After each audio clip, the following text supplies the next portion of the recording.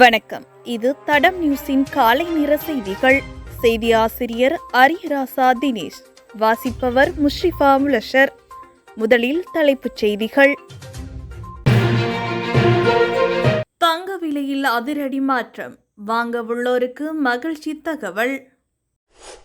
யாழில் வீடொன்றிற்குள் நுழைந்த குழுவினரால் தாக்குதல், மூவர் வைத்தியசாலையில்.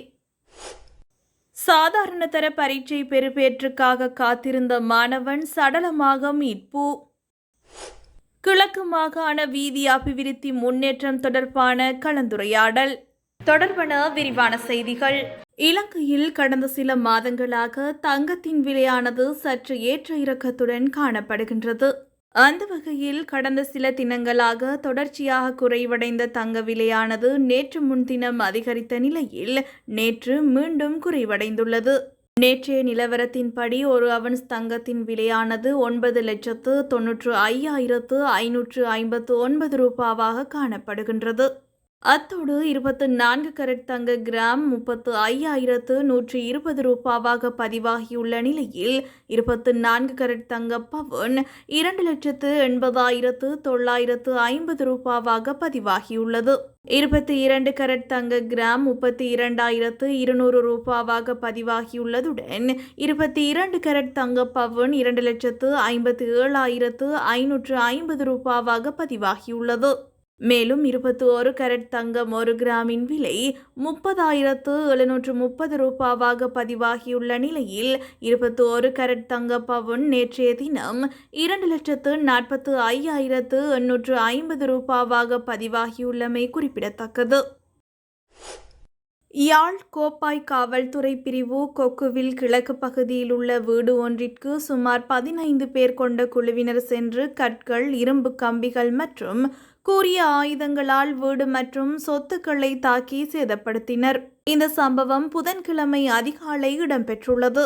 இந்த விடயம் தொடர்பில் கோப்பாய் காவல் நிலையத்தில் முறைப்பாடு கிடைக்கப்பெற்றதை தொடர்ந்து காவல்துறையினர் விசாரணைகளை முன்னெடுத்துள்ளனர். இந்நிலையில் இந்த தாக்குதலில் காயமடைந்த மூவர் யாழ்ப்பாணம் போதனா வைத்தியசாலையில் அனுமதிக்கப்பட்டனர். அத்துடன் வீடு மற்றும் வீட்டில் நிறுத்தப்பட்டிருந்த கார் சேதமடைந்துள்ளதுடன் சந்தேக நபர்களை கைது செய்வதற்கு கோப்பாய் போலீசார் விசாரணைகளை முன்னெடுத்துள்ளனர். ஹட்டன் சிங்கமலை குளத்தில் தவறி விழுந்த 17 வயது மாணவன் கடற்படை சுழியோடிகளின் உதவியுடன் சடலமாக மீட்கப்பட்டுள்ளதாக ஹட்டன் போலீசார் தெரிவித்துள்ளனர். நேற்று முன்தினம் மாலை நண்பர்களுடன் சிங்கமலை நீர்த்தேக்கத்தில் புகைப்படம் பிடிக்கச் சென்ற போதே தவறி விழுந்து காணாமல் போயுள்ளார். கொட்டகலை கேம்பிரிட்ஜ் கல்லூரியில் சாதாரண தரம் கற்று பரீட்சை பெறுபேற்றுக்காக காத்திருந்த நாவலப்பிட்டி தொலஸ்பாகை பிரதேசத்தைச் சேர்ந்த பாண்டியன் தமிழ்மாறன் என்ற மாணவனே இவ்வாறு சடலமாக மீட்கப்பட்டுள்ளார். குறித்த சிறுவன் 6 நண்பர்களுடன் நேற்று முன்தினம் மாலை புகைப்படங்கள் எடுத்துவிட்டு அட்டையின் கடியால் ரத்தம் சிந்தியதைக் கண்டு கால்களை கழுவ முற்பட்ட போது இச்சம்பவம் இடம்பெற்றுள்ளது.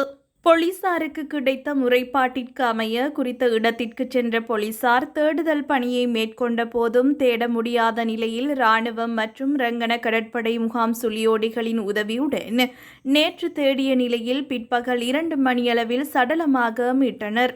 உயிரிழந்த மாணவனின் பெற்றோர் வெளிநாட்டில் பணிபுரிவதுடன் ஹட்டன் பிரதேசத்தில் வாடகை வீடொன்றில் தங்கியிருந்து கல்வி கற்று வருவதாக ஆரம்பகட்ட விசாரணைகளில் தெரியவந்துள்ளது.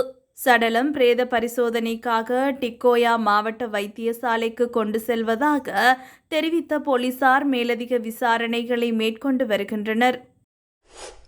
கிழக்கு மாகாண வீதி அபிவிருத்தி அமைச்சின் துறைசார் கூட்டம் திருகோணமலை தலைமைச் செயலக கேட்போர் கூடத்தில் கிழக்கு மாகாண ஆளுநர் பேராசிரியர் ஜயந்தலால் ரத்னசேகர தலைமையில் நேற்று நடைபெற்றது. இதில் அமைச்சு மற்றும் அதனுடன் இணைந்த நிறுவனங்களான மாகாண வீதி அபிவிருத்தி திணைக்களம், மாகாண வீதி மற்றும் பயணிகள் போக்குவரத்து அதிகார சபை, மாகாண கட்டிடங்கள் திணைக்களம் மற்றும் மாகாண வீடமைப்பு அபிவிருத்தி அதிகார சபை ஆகியவற்றின் முன்னேற்ற மதிப்பாய்வுகள் குறித்து விரிவாக கலந்துரையாடப்பட்டது. கிழக்கு மாகாண பிரதான செயலாளர் TACN தலங்கம மற்றும் கிழக்கு மாகாண வீதி அபிவிருத்தி, நீர்ப்பாசனம், மோட்டார் போக்குவரத்து மற்றும் போக்குவரத்து கட்டிடங்கள் மற்றும் கட்டுமானம், வீடமைப்பு, கிராமப்புற மின்சாரம் மற்றும் நீர்வளங்கள் அமைச்சின் செயலாளர் திரு பி. தயானந்தன் மற்றும் அதிகாரிகள் குழு இந்த நிகழ்வில் கலந்து கொண்டனர். இதுபோன்ற செய்திகளை தெரிந்து கொள்ள தடம் நியூஸ் சேனலை சப்ஸ்கிரைப் செய்து அருகிலுள்ள பெல் பட்டனை கிளிக் செய்யுங்கள். மேலும் இது போன்ற செய்திகளை உடனுக்குடன் தெரிந்து கொள்ள தடம் FM.com என்ற இணையதளத்தின் வாயிலாகவும் எங்களுடன் இணைந்து கொள்ளுங்கள்.